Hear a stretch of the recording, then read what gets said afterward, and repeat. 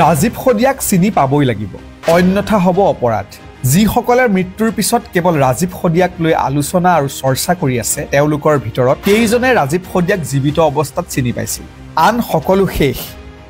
ৰাজীৱ সদিয়াৰ মৃত্যুৰ 3 দিনৰ পিছত কিয় শ্ৰদ্ধাঞ্জলি জনাব জুবিন গাৰ্গে? পাপনে কিয় শ্ৰদ্ধাঞ্জলি জনোৱা নাই? এনেবোৰ বিষয়ক লৈহে এতিয়া আলোচনা। যিদৰে কাৰ সময়ত আন্দোলনত ভাগ নোলোৱা শিল্পীক টাৰ্গেট কৰা হৈছিল, ৰাজীৱ সদিয়াক চিনি নাপালেই এতিয়া জাতিৰ শত্ৰু। ৰাজীৱ সদিয়াক লৈ ছ'চিয়েল মিডিয়াত আৱেগিক পোষ্ট নিদিয়াজন অপৰাধী। ৰাজীৱ সদিয়া যে হঠাৎ হিৰো হৈ থাকিল জীৱিত অৱস্থাত, কিমানজনে শুনিছিল ৰাজীৱ সদিয়াৰ গান? কেইখন বিহু মঞ্চত গীত গোৱাৰ সুবিধা পাইছিল ৰাজীৱ সদিয়াই।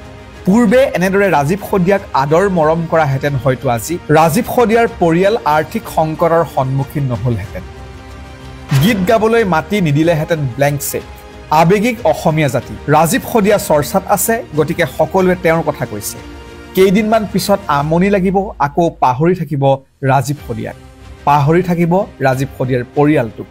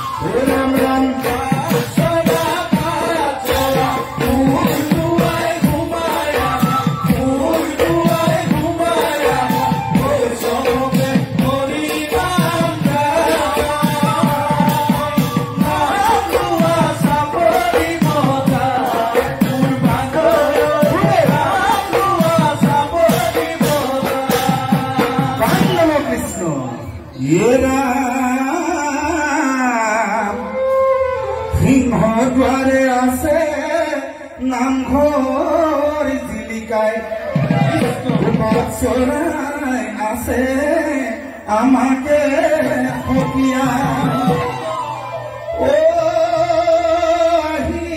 অভ্যন্তৰে ভকত সকলে কৃষ্ণ কৃষ্ণ বুলি সেৱা আগবঢ়ায়।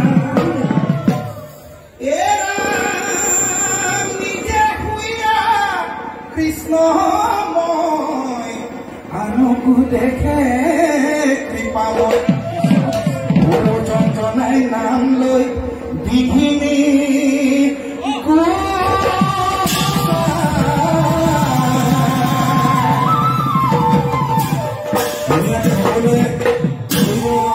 চাপৰি বজাব। ঐ আমাৰ নামঘৰ সবাকৈ ধুনীয়া, নাম সিংহ নামঘৰ ৰখীয়া। মনুষ্যৰ যত পাপ বাপচৰাই কৰে না, অ বান্ধৱ কিনো সুন্দৰ হৰি নামে ভকতক মহিলা। আমাৰ নামঘৰ সবাকৈ ধুনীয়া, নাম সিংহ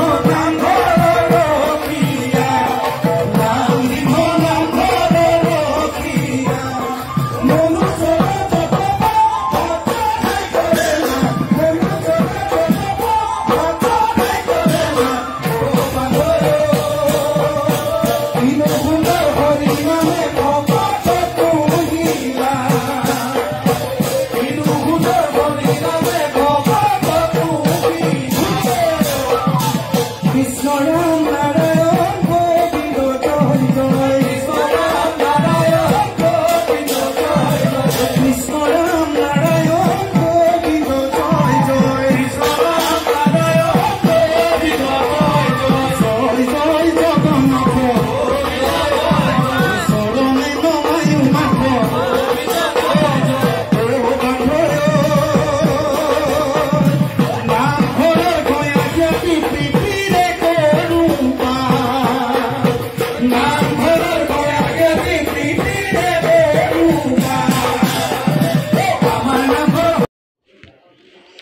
সঁচাকৈ ইমান ধুনীয়া গান গাইছিল, নাম গানত কোনো ক্ষেত্ৰতে তেখেত পিছপৰা নাছিল।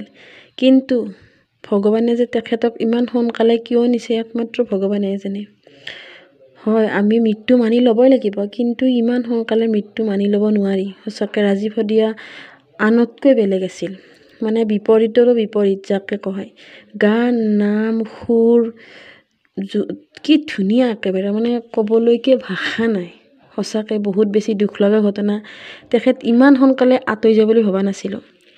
মই তেখেতৰ এটা গান শুনিছিলোঁ, বগা ভাত দেখি অহা কাউৰীবোৰ বেয়া বহনা, গেলা পেচা বেয়া, এনেকুৱা এটা গান আছিল। মই সেইটো গান সদায় শুনিছিলোঁ, খুব ভাল পাইছিলোঁ এইটো গান, মানে বহুত ভাল লাগিছিল। কি ধুনীয়া কণ্ঠ আছিল, মানে কথাবিলাক যেন মানুহৰ জীৱনৰ লগত আমি ৰাতিপুৱা উঠাৰ পৰা নোখোৱালৈকে যিবিলাক ঘটনা ঘটি থাকে চববিলাক তেখেতৰ গানৰ লগতে মিলি থাকে। সঁচাকৈ ভগৱান অতি সোনকালে তেখেতক লৈ গ'লা। মই সদুষত এটাই প্ৰাৰ্থনা কৰিছোঁ, তেখেত য'তে আছে শান্তিত থাকক, আৰু তেখেত নোহোৱাকৈ যাতে তেখেতৰ পৰিয়ালটো কোনো ধৰণৰ তেখেতৰ অভাৱ নোহোৱাকৈ যাতে আগুৱাই যাব পাৰে, মই তাকে ভগৱানৰ ওচৰত প্ৰাৰ্থনা জনাইছোঁ। ঠিক আছে, মোৰ ক'ব লগাখিনি ইমানেই। আপোনালোকৰ যদি কিবা ক'ব লগা আছে কমেণ্ট বক্সত কমেণ্ট এটা কৰিবলৈ নাপাহৰিব। আৰু যিসকলে মোৰ ভিডিঅ' চাইছে তেওঁলোকক বহুত ধন্যবাদ। আৰু নতুনকৈ অহাসকল মোৰ চেনেল ছাবস্ক্ৰাইব কৰিব, কাষতে থকা বেল আইকনটো টিপি দিব। জয় আই অসম।